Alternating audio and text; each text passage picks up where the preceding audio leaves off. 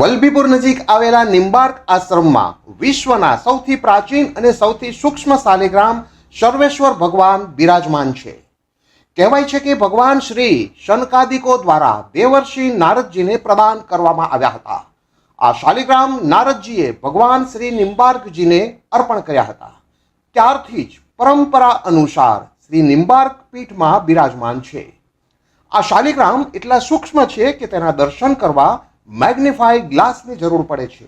આ દર્શન અતિ દુર્લભ હોવાનું માનવામાં આવે છે। આ નિમ્બાર્ક આશ્રમના રજત જયંતિ મહોત્સવ નિમિત્તે શ્રીમદ ભાગવત સપ્તાહનું આયોજન કરવામાં આવ્યું છે, જેમાં હજારો શ્રદ્ધાળુઓ ઉમટી રહ્યા છે।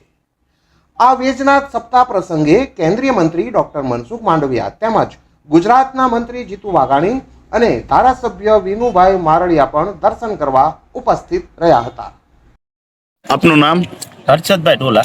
હર્ષદભાઈ, ભાવિક ભક્તો જે શાલિગ્રામ ભગવાનના દર્શન કરી રહ્યા છે તેના વિશે જણાવો। જય શ્રી ગોપાલ।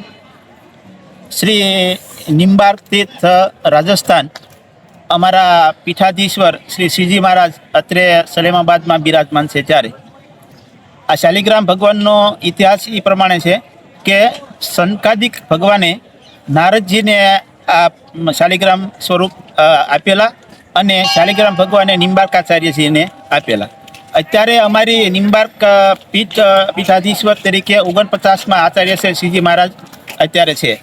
નિયમ પ્રમાણે, અમારી પરંપરા પ્રમાણે જે નિમ્બાર્કાચાર્ય છે એ એમની ઉત્તરોત્તર પેઢીમાં આ શાલિગ્રામ ભગવાન એમને આપતા હોય છે અને એ જે પીઠાધીશ્વર અત્યારે વર્તમાન હોય એ એમની સેવા પૂજા કરતા હોય છે। અહીંયા આપણા શાલિગ્રામ સ્વરૂપ જે સૂક્ષ્મ સ્વરૂપ છે એ દુનિયાનું સૌથી સૂક્ષ્મ સ્વરૂપ છે અને એના દર્શન છે એ બિલોરી કાચથી કરી શકાય છે। અત્યારે અમારે નિમ્બાર્ક આશ્રમ વૈજનાથ મહાદેવ વલભીપુર ખાતે અમારા રાધા મુકુંદ બિહારી ભગવાનનો રજત જયંતિ મહોત્સવ ચાલી રહ્યો છે। અમારા શ્રીજી મહારાજ આચાર્ય મહારાજ અત્યારે પધાર્યા છે ત્યારે શાલિગ્રામ સ્વરૂપ એમની સાથે અહીંયા પધાર્યા છે અને દરરોજ 500થી વધારે ભક્તો આ શાલિગ્રામ સ્વરૂપનો એ દર્શન કરી અને એનો લાભ લે છે।